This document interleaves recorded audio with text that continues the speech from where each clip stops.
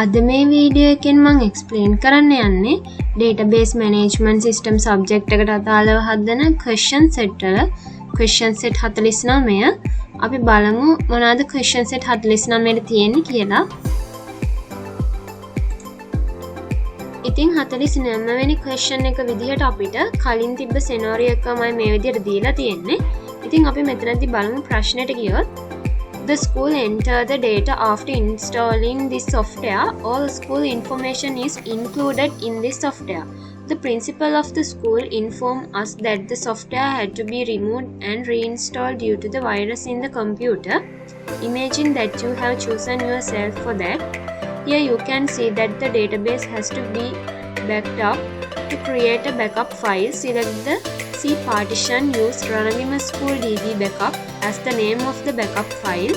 Create the required backup query for this. මෙතනදී අපිට කියලා තියෙනවා අපි මේ හදලා දුන්න database එකේ principal එයාලගේ computers වලට virus එකක් ගිහිල්ලා කියලා මේක නැවත reinstall කරන්න කියලා අපිට දැනුම් දීලා තියෙනවා. ඉතින් මේක දැන් මෙතනදී අපිට අපි අපේ data ටික backup කරගන්න ඕනේ. ඉතින් මෙතනදී අපි backup file එකක් හදා ගන්න ඕනේ. ඒ ලියන් අපිට මෙතනදී query එකක් භාවිතා කරලා තමයි file එක හදාගන්න කියලා තියෙන්නේ. ඉතින් අපි මෙතනදී command prompt එක use කරලා තමයි මේක හදාගන්නේ. දැන් අපි command prompt එකට ගිහිල්ලා බලමු කොහොමද මේක හදාගන්නේ කියලා. ඉතින් අපි මෙතනදී mySQL එකනේ අපිට අවශ්‍ය වෙන්නේ. ඉතින් මෙතනදී අපි mySQL software එක කොහෙද තියෙන කියලා path එක දෙන්න ඕනේ. දැන් අපි ගිහිල්ලා බලමු mySQL එකේ path එක කොයි වගේද තියෙන්නේ කියලා.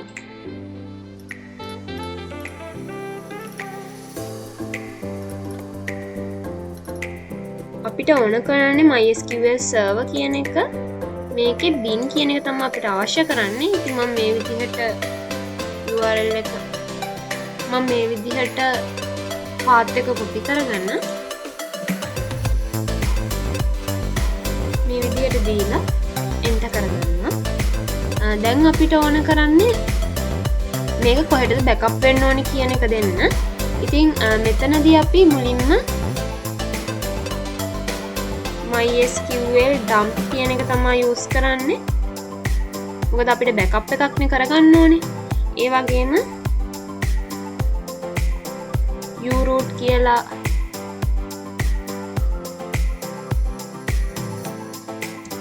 මේ විදිහට දෙනවා අපේ username එක. ඊට පස්සේ password. ඊට පස්සේ මෙතනදී දෙන්නේ අපේ database එකේ name එක.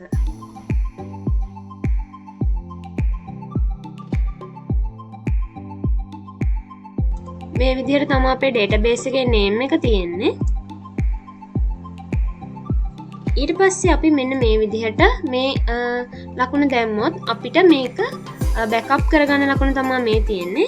අපි මේ විදිහට මේ ලකුණ දැම්මොත් මේක අපිට restore කරගන්න පුළුවන්. ඉතින් අපිට මෙතනදී backup කරගන්න කියන හින්දා මම මේ ලකුණ තමයි use කරන්නේ. ඊට පස්සේ මේ file එක කොහෙටද backup වෙන්න ඕනේ කියන location එක තමයි අපි මෙතන දෙන්න ඕනේ. ඉතින් අපි මේ path එකත් ගමු.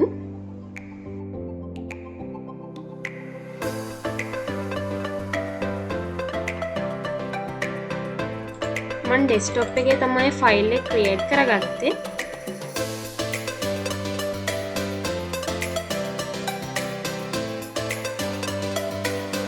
මේ විදිහට අපි යාගේ path එකත් ගමු.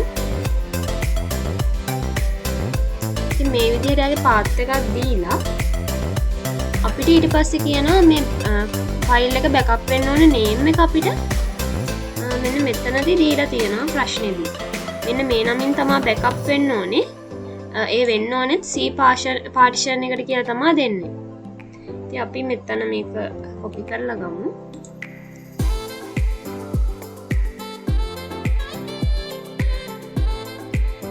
ඉතින් මේ විදිහට මම එයාගේ path එකක් දුන්න backup වෙන්න ඕන path එක.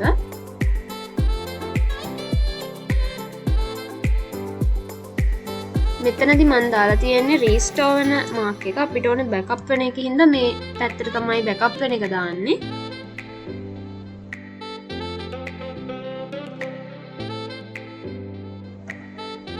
මෙතනදී අපිට පාස්වර්ඩ් එක එන්ටර් කරන්න කියනවා.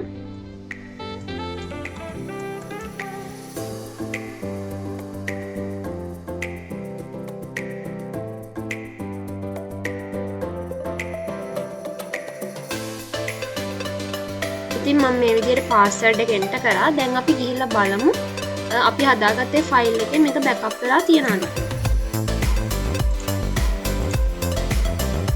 ඔයාලට පේනවා මෙන්න මෙතනදී බෑකප් ෆයිල් එකක් රණබිම් ස්කූල් db කියලා හැදිලා තියෙනවා. ඉතින් මේ විදිහට තමයි අපි database එකක් බෑකප් කරගන්නේ. ඉතින් අපි ඊළඟ වීඩියෝ එකේදී 50 වෙනි question set එකේදී හමු වෙමු.